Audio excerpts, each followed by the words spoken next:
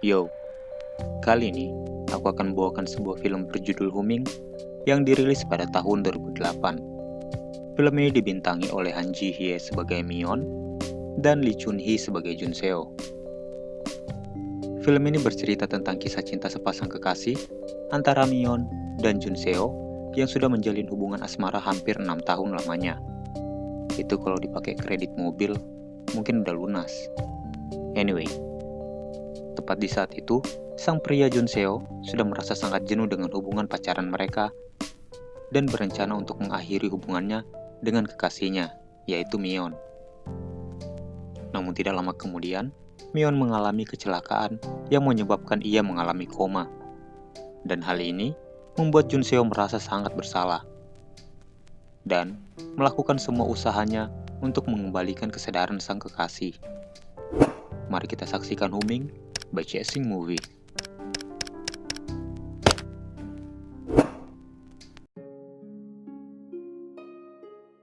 Adegan memperlihatkan tim panjat tebing yang sedang latihan. Ini adalah Jun Seo, yang merupakan pacar dari Myeon. Myeon adalah seorang wanita yang aktif mengikuti kegiatan outdoor. Dan kekasihnya adalah seorang peneliti yang jarang sekali beraktivitas di luar. Dalam rangka hari jadian mereka yang ke-2000 hari, Myeon bertanya kepada Jun Seo, mereka ingin melakukan apa untuk merayakannya. Tidak seperti Myeon yang sangat menikmati kegiatannya bersama sang kekasih, Jun Seo merasa sangat ketakutan saat melakukan hal ini bersama kekasihnya. Karena terlalu takut, Jun Seo kemudian terjatuh dari sana. Ketika berada di lab, Jun Seo mengeluhkan perilaku Myeon kepada temannya yang terkadang terlalu berlebihan. Mendengar itu, temannya kemudian mengatakan kalau Jun Seo bisa melakukan banyak hal, mulai dari berdansa, menyelam, selancar, dan panjat tebing, dan memiliki banyak pengalaman, itu semua berkat kekasihnya. Mendengar itu, Jun Seo kemudian berkata, kalau perilaku Myeon semakin gila dengan aktivitas yang berbahaya. Mendengar hal itu, temannya berkata, kalau kelak mereka menikah, mereka bisa memiliki anak-anak yang hebat. Mendengar itu, Jun Seo kemudian bercerita, kalau kini ia merasa bosan dengan Myeon kekasihnya, dan berencana untuk berpisah dengannya selama 1 tahun. Tidak lama kemudian, ia melihat sebuah poster rekrutmen yang mencari peneliti untuk ditempatkan di Antartika. Lebih tepatnya, di Kutub Selatan.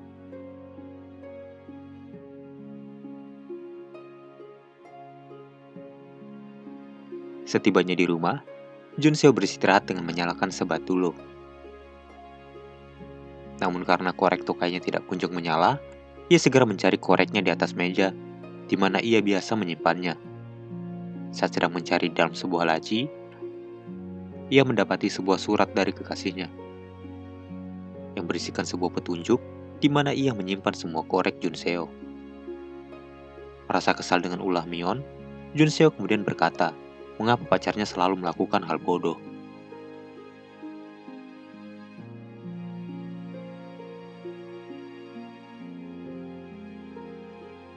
Dan segera membakar rokoknya melalui kompor gas yang tidak jauh dari dia.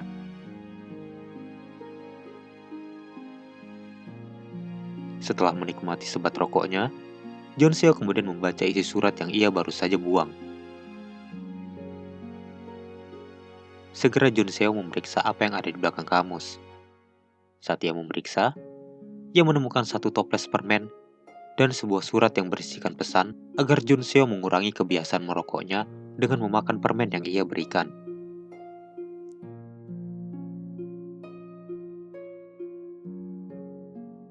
Di lain tempat, terlihat Myeon dan semua korek Jun Seo yang telah ia ambil.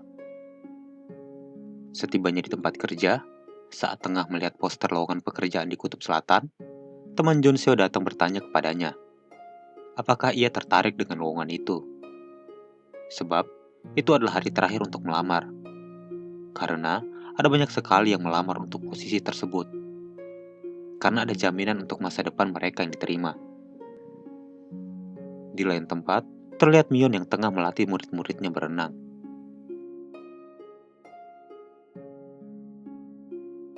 Malam harinya, Junseo dan Myeon bertemu untuk makan malam.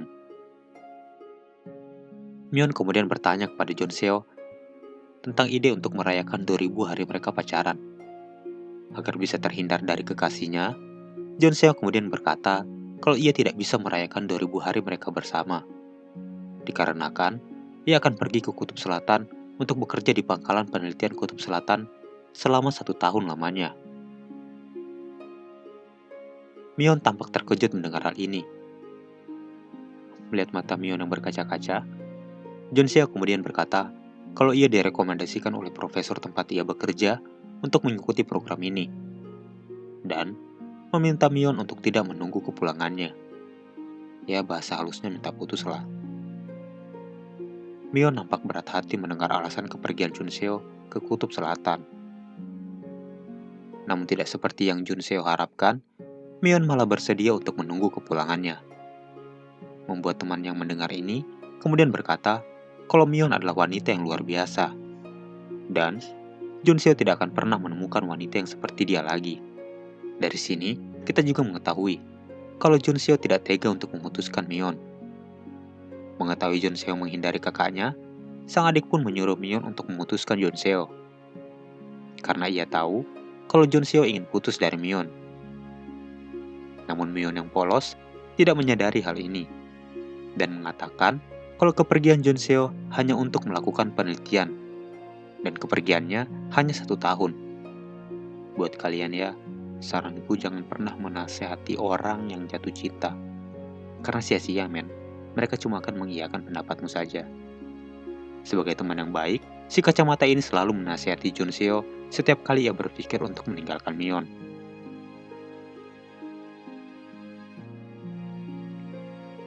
Keesokan harinya, terlihat Myeon yang sedang belajar tentang frekuensi radio. Hal ini ia lakukan agar bisa terus berkomunikasi dengan kekasihnya, yaitu Junseo. Di saat yang sama, Junseo juga tengah sibuk dalam mengikuti serangkaian tes untuk pergi ke Kutub Selatan.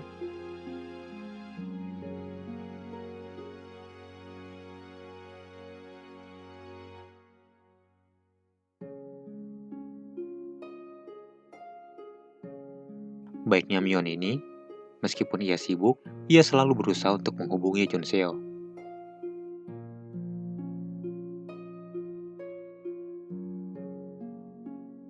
Tidak hanya itu saja, Myeon bahkan membelikan radio komunikasi untuk Junseo agar mereka bisa berkomunikasi satu sama lain. Sungguh pria yang beruntung. Segera Myeon menghubungi Junseo. Junseo yang sudah berprasangka buruk kepada Myeon tidak mengangkat panggilan telepon dari Myeon.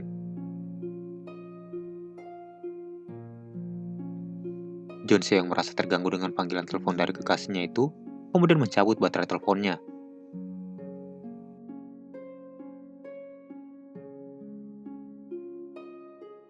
Karena tak kunjung mengangkat teleponnya, Myeon berencana untuk mengantarkan radio komunikasinya untuk Junseo ke kediamannya.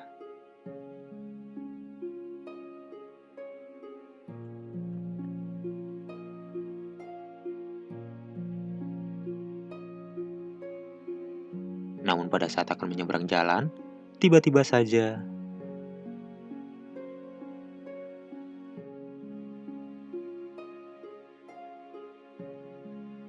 pagi harinya, merasa terganggu dengan bel yang berbunyi, Junseo segera terbangun dan membuka pintunya. Dan yang ada di sana adalah Myeon yang membawakan bunga dan membawakan radio komunikasi yang ia beli untuk Junseo. Ia datang ke sana dengan mengendarai sepeda, seolah tidak terjadi apa-apa kepadanya.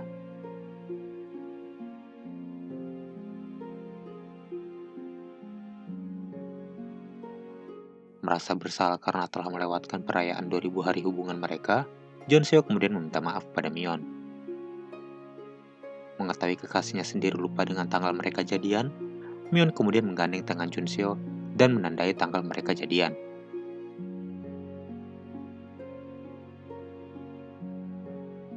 Dan berkata, kalau tak banyak pasangan yang bisa bertahan seperti mereka. Iya, aku aja paling lama 2 tahun. Setelah itu pasti aku tinggal pergi. Anjing malah curhat. Agar bisa terhindar dari kekasihnya sendiri, Jun Seo lebih memilih menghabiskan waktunya di lab, dengan alasan untuk mempersiapkan presentasi ke Kutub Selatan. Namun sebelum ia pergi, Mion segera memperlihatkan radio komunikasi yang ia beli untuk Jun Seo, agar mereka tetap bisa berkomunikasi, bahkan saat Jun Seo berada di Kutub Selatan. Tak cukup tertarik, ia kemudian segera bergegas untuk mandi. Mion kemudian memanggil Jun Seo dengan bermaksud mengajarkannya cara menggunakan radio komunikasi yang ia beli untuknya. Namun dengan tidak peduli, ia menjawab nanti saja. Yang ia tidak tahu, kalau ini adalah momen terakhirnya bersama Mion sebagai kekasihnya.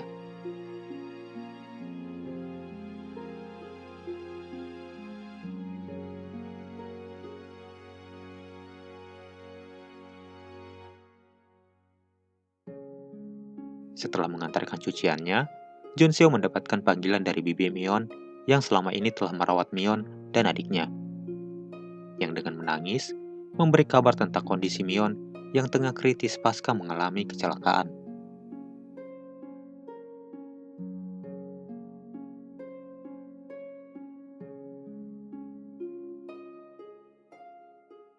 Tidak percaya dengan kabar yang ia terima, Jun Seo bergegas ke apartemennya dan memeriksa Mion.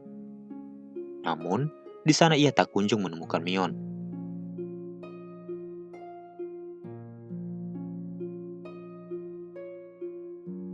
Ia kemudian bergegas ke rumah sakit. Dan betapa terkejutnya dia saat melihat Mion terbaring tak sadarkan diri dan bersimbah darah. Seketika ia teringat ingatan tentang Mion yang datang mengunjunginya pagi tadi.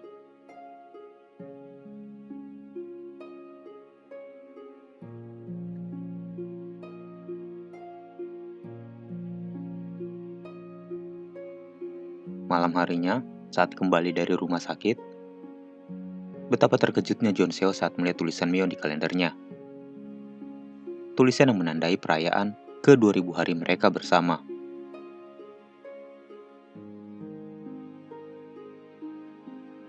Untuk meyakinkan dirinya tentang apa yang ia lihat, Jun Seo segera memanggil si kacamata dan mengatakan kalau itu adalah tulisan Mion tadi pagi yang datang mengunjunginya.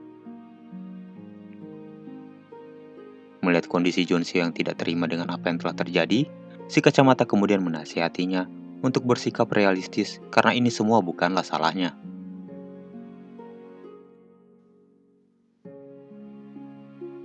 Saat mereka berdebat, dari arah luar, security berteriak tentang siapa yang memarkirkan sepeda di luar apartemen.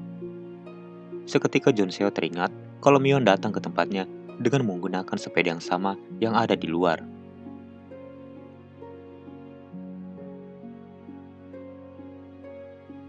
Tidak lama kemudian, datang seorang bocil yang mengaku kalau itu adalah sepeda miliknya dan berlalu pergi meninggalkan duo om-om itu.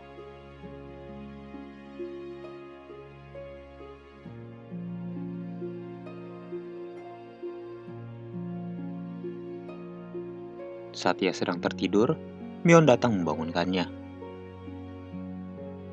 Membuat Jun Seo segera memeluknya dan merasa sangat lega kalau semua itu hanyalah mimpi.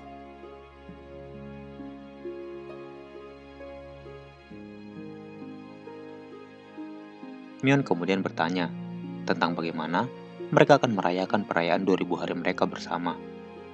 Dengan sangat excited, Jun Seo kemudian menjawab kalau mereka harus merayakannya dengan jalan-jalan. Bahkan, ia menawarkan untuk jalan-jalan bersama Mion selama 1 bulan. Melihat Jun Seo yang sangat excited dengan perayaan ke 2000 hari mereka, membuat Mion bertanya kepadanya tentang rencananya untuk pergi ke Kutub Selatan. Mendengar hal itu, Jun Seo kemudian berterus terang kalau semua itu hanyalah kebohongan yang ia buat. Saat Mion bertanya mengapa Jun Seo berbohong, Jun Seo tidak menjawab pertanyaan itu dan menyuruh Mion untuk menelpon bibinya.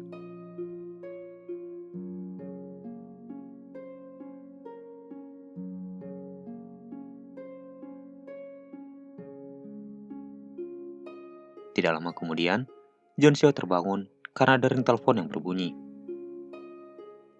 Saat dia menjawab, ternyata itu adalah rekannya yang memberitahu kalau Jun Seo telah lulus interview dan akan diberangkatkan ke Kutub Selatan. Segera John Seo mendatangi ke rumah sakit. Merasa bersalah atas apa yang telah terjadi kepada kekasihnya, ia kemudian menangis di sisi Myeon.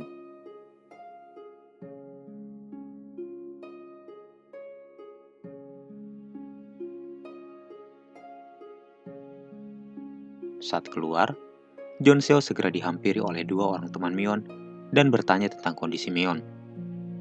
Ia juga menyesali karena telah meminjami sepeda kepada Myeon. Mengetahui itu, segera John Seo berlari menghampiri dan mengambil sepeda dari bocil yang mengaku sepeda itu miliknya.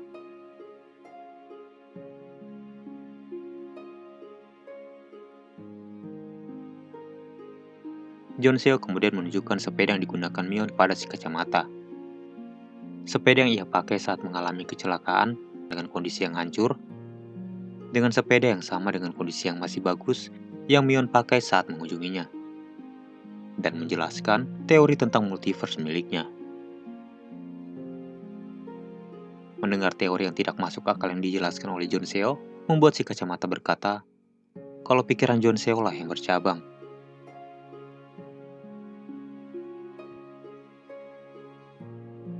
Keesokan harinya, John Seo dan Bibi bertemu dengan dokter yang menangani Myeon dan mengatakan kalau pasien yang mengalami mati otak tidak memiliki kesempatan untuk selamat.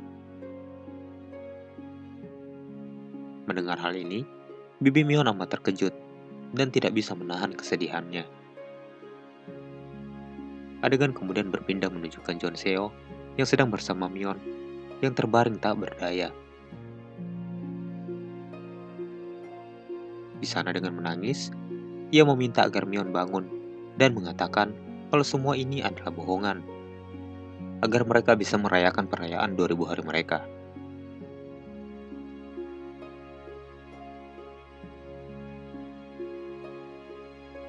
Tidak lama kemudian, ia bergegas pergi meninggalkannya.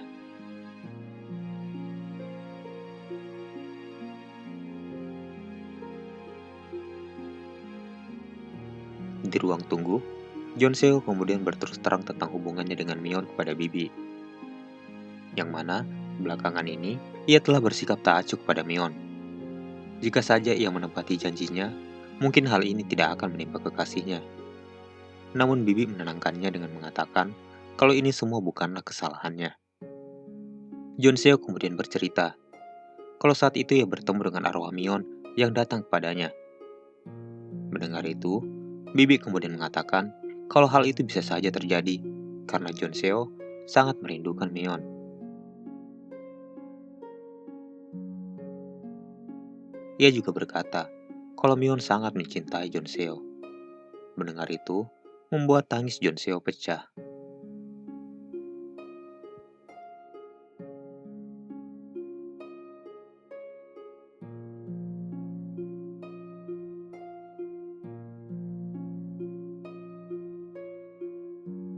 Saat berada dalam bus menuju apartemennya, sosok Myeon muncul tepat di sisinya, yang dengan lembut mengusap rambut John Seo.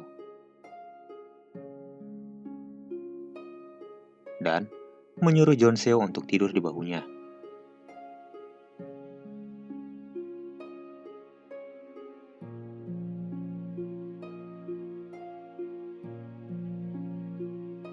Saat tersadar, John Seo sudah berada di terminal terakhir. Saat berlari di bawah derasnya hujan, John Seo melihat telepon umum tempat di mana dia dan Myeon pernah berteduh di sana. Membuatnya teringat kenangan saat dulu ia masih begitu dekat dengan Myeon. Yang mana pada saat itu, ia mengeluh tentang betapa ia membenci hujan. Namun omongan itu dipotong oleh Namun, omongan itu dipotong oleh Myeon yang mengatakan kalau ia sangat menyukai hujan. Karena hujanlah yang membawa mereka berdua ke sana dan berjanji kalau ia tidak akan pernah melupakan kenangan itu.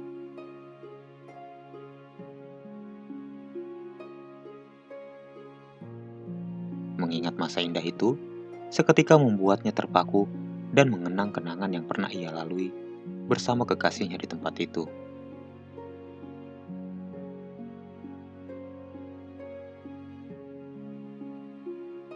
Keesokan paginya, John Seo menerima panggilan telepon dari klinik binatang yang menyuruhnya untuk mengambil anjing kecil milik Mion. Merasa sangat bingung, ia kemudian mengatakan kepada mbak-mbak dokter hewan yang ada di sana kapan anjing itu dibawa oleh kekasihnya ke sana. Ia menjelaskan kalau Mion ke sana pada minggu lalu, yang mana pada saat itu Mion sudah mengalami koma. Mbak-mbak dokter hewan ini juga menjelaskan kalau Mion ke sana dengan mengendarai sepeda, dan Mion nampak terlihat berbeda, seolah itu adalah kunjungan terakhirnya ke sana. John Seo yang mendengar hal ini kemudian datang menemui si kacamata dan menjelaskan kalau yang bertemu dengan Mion bukan hanya dia. Si kacamata yang mendengar ini mencoba untuk menyadarkan John Seo dengan mengatakan kalau hal itu tidak mungkin terjadi. Dan kenyataannya adalah kalau kini dia ada di rumah sakit. Mendengar hal itu, John Seo kemudian berkata kalau ia akan pergi mencari Mion dan berkeyakinan kalau ini adalah cara untuk mengembalikan kesadaran kekasihnya yang tengah mengalami koma. Ia kemudian melakukan pencarian terhadap kekasihnya itu, mulai dari tempat Mion melatih renang, mendatangi teman-teman klub panjat tebing Mion, dan memberikan nomor telepon jika saja mereka bertemu dengannya. Meskipun terlihat aneh bagi mereka, namun mereka mencoba memahami kalau apa yang terjadi pada Mion adalah cobaan yang berat buat John Seo.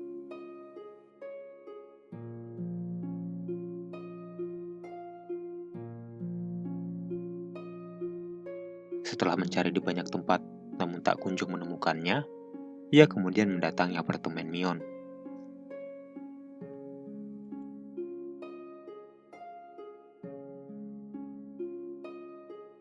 Di sana, ia menemukan semua koreknya yang disimpan oleh kekasihnya di dalam sebuah laci.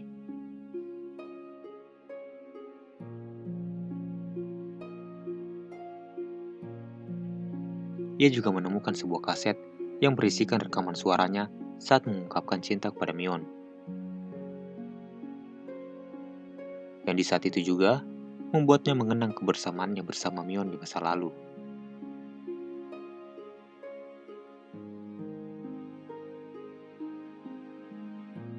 Di dalam sebuah bus, ia membisikkan betapa ia mencintai Mion.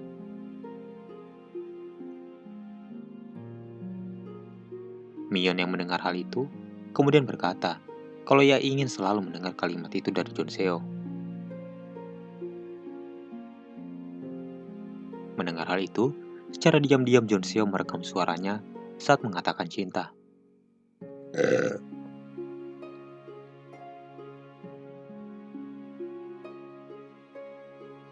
Setelah merekam itu semua, secara diam-diam ia memasukkan kaset tersebut ke dalam Walkman milik Mion saat ia tengah tertidur.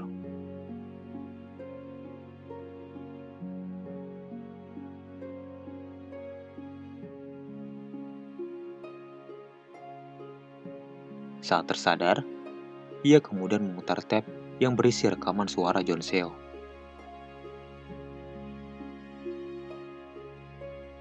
Dengan sedikit terkejut, ia kemudian memandangi John Seo yang berpura-pura sedang tidak terjadi apa-apa di sana.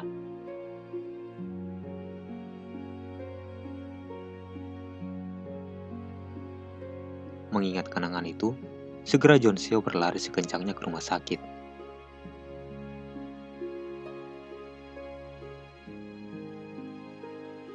Dan memasangkan headset ke telinga Mion dan memainkan rekaman suaranya.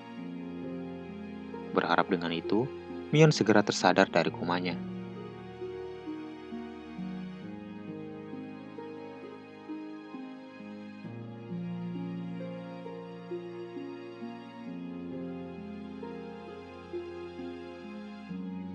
Setibanya di rumah, John Seo menemukan surat yang berada di bawah pot bunga yang ditulis Mion.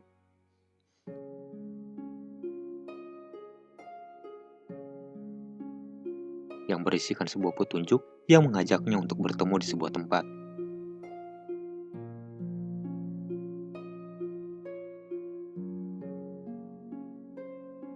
Namun karena tak kunjung menemukan petunjuk berikutnya, John Seo terduduk pasrah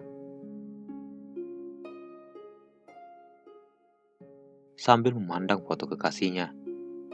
dan teringat tentang masa lalunya saat mengunjungi ke sebuah kuil bersama Mion.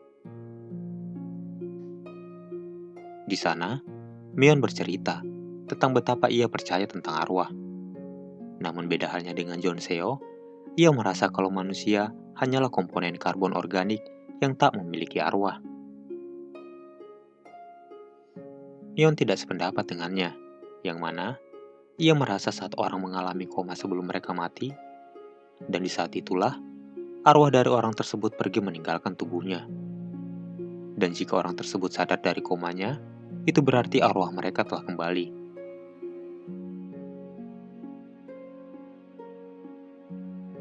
Teringat percakapannya dengan Mion, Jonseo kemudian berkata, "Apakah arwahmu gentayangan di luar sana saat ini? Dan jika aku bawa kembali arwahmu, apakah itu akan mengembalikan kesadaran dari komanya?"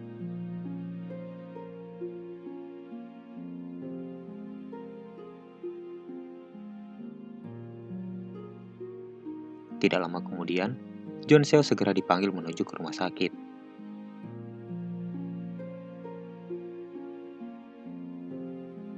Bibi menyampaikan kepada Jonseo kalau dokter meminta untuk menyumbangkan organ Mion kepada pasien lain yang tengah mengalami kritis. Di sini, terjadi perdebatan di antara mereka, yang mana Jonseo merasa keberatan dengan hal ini. Ia percaya kalau saat ini arwah kekasihnya akan kembali dan akan membangunkan Mion. Mendengar ini, adik dari Mion kemudian berkata kalau itu adalah permintaan yang egois dari Jonseo. Ia juga berkata kalau yang menyayanginya bukan hanya Jonseo, tetapi mereka juga. Dan keputusan ini membuat mereka merasa sangat sedih juga. Bibi kemudian menandatangani surat dokumen persetujuan donor organ milik Mion dan meminta Jonseo merelakan kepergian Mion. Mendengar ini, Jonseo kemudian bergegas pergi.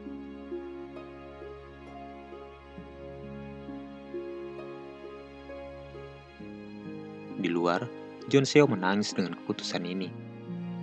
Ia kemudian menyesali karena tak sempat mengucapkan kata maaf dan kalimat betapa ia mencintai Mion. Dan juga menyesali tentang janjinya yang tak sempat ia tepati. Mendengar betapa tulus dan merasa bersalahnya Jonseo kepada Mion, membuat mereka berdua tidak bisa berkata apa-apa.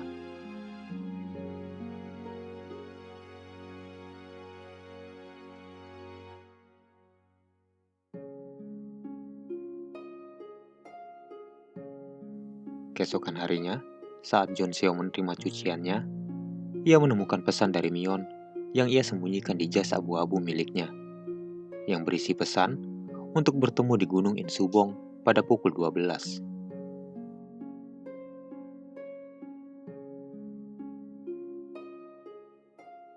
Ia kemudian bergegas pergi dan menghubungi Bibi untuk menghentikan operasi pengambilan organ milik Mion.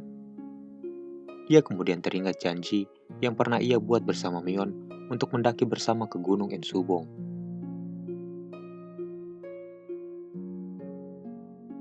Jadi, alasan kenapa Mion mengajak Jonseo ke sini karena ini adalah janji yang telah lama mereka buat. Dan untuk terakhir kalinya, Mion mengajaknya ke sini agar Jonseo bisa menepati janjinya. Setibanya di Gunung Insubong, ini mah bukan gunung, tapi tebing. Tapi bisa jadi ini tebing gunung juga sih. Anyway, di tengah kesulitannya dalam mengikat tali, ia kemudian teringat bagaimana Mion mengajarkan caranya mengikat simpul tali yang benar.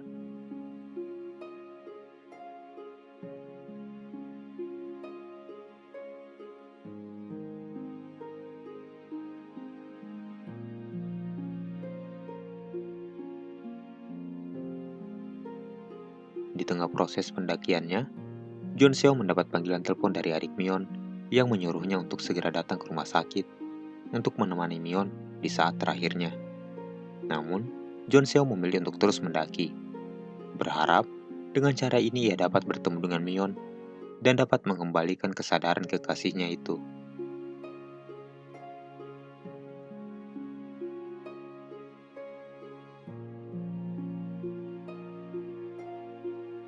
Karena tak kunjung muncul, maka operasi pun dimulai.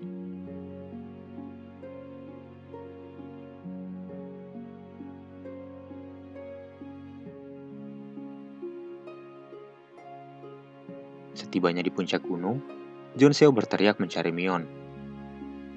Tepat di belakangnya, Mion memanggilnya. Segera Jonseo datang memeluknya dan meminta maaf.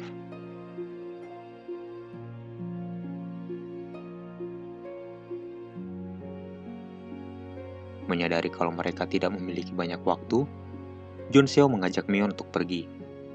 Namun Mion menolak, karena ia tak bisa pergi dengan Jonseo. Mion kemudian berkata, kalau ia merasa sangat senang bisa melewati 2000 hari mereka bersama. Merasa bersalah karena telah menyebabkan Mion kecelakaan, Jonseo kemudian berkata kalau ia sangat menyesal. Dan jika saja ia menepati janjinya, mungkin ini semua tak akan terjadi. Namun, Mion kemudian berkata kalau ini bukanlah kesalahan Jonseo, karena semua ini adalah suratan takdir. Dan memohon kepada Jonseo untuk jangan menangis. Tak menyerah, Jonseo kemudian sekali lagi mengajak kekasihnya untuk pergi. Namun, Mion kemudian berkata kalau ia tak bisa melakukan itu.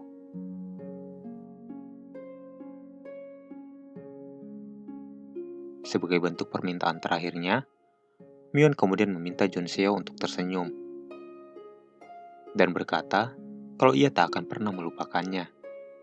Ia akan menyimpan semua hal tentang kekasihnya itu, baik senyumannya, aroma tubuhnya, suaranya, dan berkat Jonseo lah, kini ia tak merasa sendirian. Dan menyampaikan kalau ini adalah waktu mereka untuk berpisah. Membuat Jonseo memohon agar Mion tidak pergi meninggalkan dia.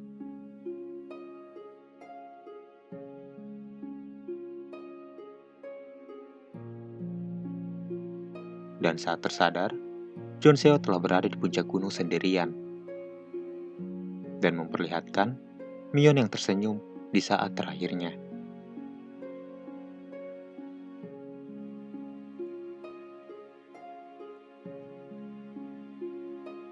Adegan kemudian memperlihatkan Jonseo yang berada di stasiun penelitian di Kutub Selatan, yang sedang menceritakan kisah cintanya dengan menggunakan radio pemberian dari Mion.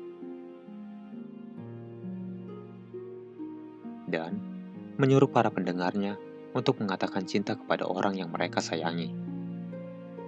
Dan hiduplah hari ini seolah ini adalah hari terakhirmu.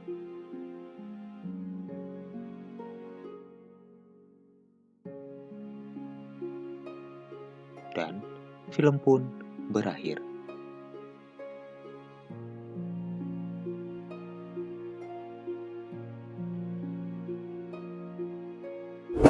Anjir, sedih banget endingnya.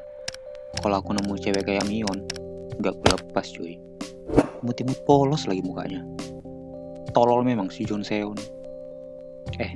Aku pernah kasih film ini ke temanku yang mau putus sama pacarnya. Besoknya gak jadi putus mereka. Gimana? Bagus kan filmnya? Ini bagus buat kalian nonton kalau berniat ingin putus dari pacarmu yang masih mencintaimu. Tapi memang selalu gitu sih. Cowoknya masih sayang, ceweknya udah bosan. Dan kalau ceweknya masih sayang, biasanya cowoknya yang bangsat. Dan kalau kalian merasa jenuh dengan pasangan kalian, coba deh nonton film ini. Pasti kalian akan teringat hal-hal yang telah kalian lewati berdua agar bisa terus bersama sampai sekarang. Ya, dalam hubungan yang terjalin cukup lama, pasti sih ada rasa bosan, dan itu manusiawi. Tapi menjadikan itu sebagai alasan untuk mengakhiri sebuah hubungan, kayaknya nggak bijak deh. Hal yang paling sulit dari menjalin sebuah hubungan adalah kita harus bisa mencintai pasangan kita seperti di saat kita pertama kali jatuh cinta kepadanya. Dan tidak semua orang mampu seperti itu. Jika kalian merasa jenuh, coba deh ingat-ingat lagi momen kebersamaan kalian yang telah melewati hal-hal berat bersama. Atau coba kenang kembali masa-masa PDKT kalian ke pasangan kalian. agar kalian tahu kalau pasanganmu itu berharga. Karena dari film ini, kita dapat mengetahui kalau kita akan tahu betapa berharganya seseorang saat kita telah kehilangan mereka. So, jika merasa jenuh, coba deh nonton film ini. Nanti kalian akan menyadari betapa berharganya pasanganmu. Udah dulu ya ngobrolnya. Aku mau manjat tebing dulu. And see ya.